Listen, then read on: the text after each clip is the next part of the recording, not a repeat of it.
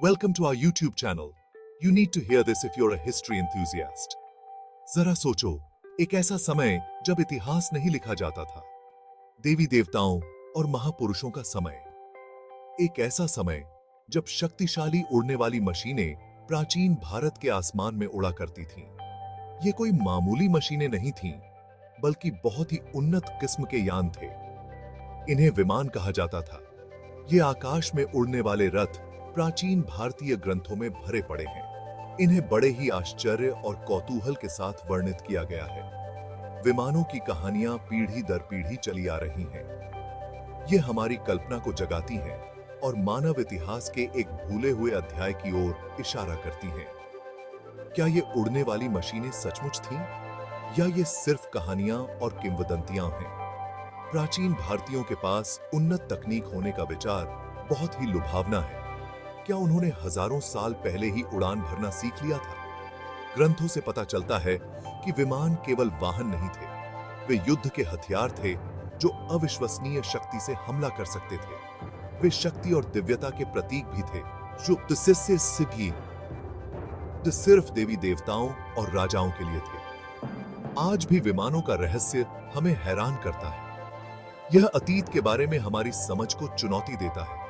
यह हमें सोचने पर मजबूर करता है कि हम प्राचीन सभ्यताओं के बारे में क्या जानते थे।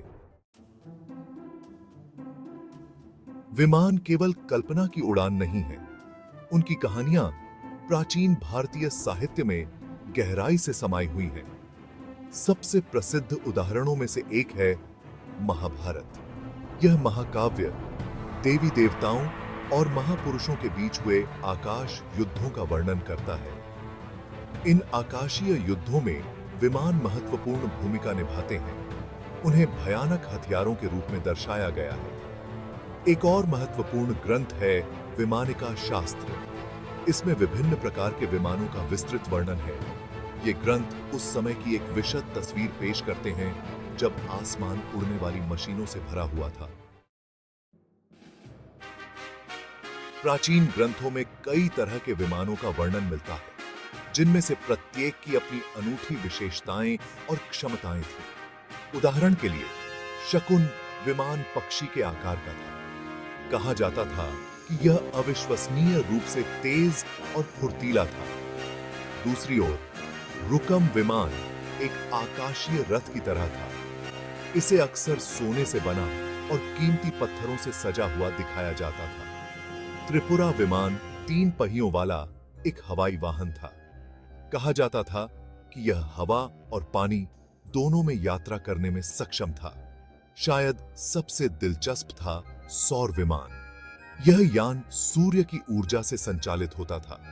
कहा जाता था कि यह अविश्वसनीय गति से बहुत लंबी दूरी तय करने में सक्षम था। हालांकि ये वर्णन काल्पनिक लग सकते हैं, लेकिन ये प्राचीन भारतीयों की बुद्धिमत्ता और कल्पनाशीलता को दर्शाते हैं।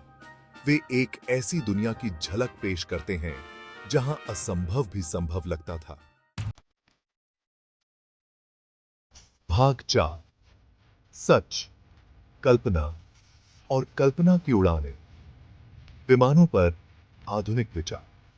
विमानों का अस्तित्व अभी भी एक गहन बहस का विषय है। कुछ लोगों का मानना है कि प्राचीन ग्रंथ वास्तविक उड़ने वाली मशीनों के शाब्दिक वर्णन हैं। वे विमानिका शास्त्र जैसे ग्रंथों में पाई जाने वाली विस्तृत तकनीकी जानकारी की ओर इशारा करते हैं। उनका तर्क है कि इस तरह के ज्ञान की कल्पना नहीं की जा सकती थी। दूसरे लोग विमानों को मिथक और किंवदंतियां मानते हैं। उनका तर्क है कि उनके अस्तित्व का समर्थन करने के लिए कोई भौतिक प्रमाण नहीं है। आधुनिक विज्ञान अभी तक कोई निश्चित उत्तर नहीं दे पाया है। कुछ शोधकर्ताओं ने प्राचीन ग्रंथों में वर्णित विवरणों के आधार पर काम करने वाले मॉडल बनाने का प्रयास किया है। हालांकि इन प्रयासों को सीमित सफलता ही मिली है। विमानों का रहस्य आज भी लोगों की कल्पना को मोहता है। यह प्राचीन सभ्यताओं की वास्तविक क्षमताओं के बारे में अटकलों और बहस को बढ़ावा देता है। भाग 5, एक भूले हुए अतीत की गूंज, विमानों का स्थायी आकर्षण। विमान चाहे वास्तविक हो या पौराणिक, मानव कल्पना में एक विशेष स्थान रखते हैं। वे एक ऐसे समय का प्रतिनिधित्व करते हैं जब सब कुछ संभव लगता था। वे अतीत के बारे में हमारी धारणाओं पर सवाल उठाने के लिए हमें चुनौती देते हैं। इन उड़ने वाली मशीनों की कहानियां आज भी आश्चर्य और विस्मय को प्रेरित करती हैं। वे हमें याद दिलाती हैं कि अभी भी बहुत कुछ ऐसा है जो हम अपने इतिहास के बारे में नहीं जानते हैं।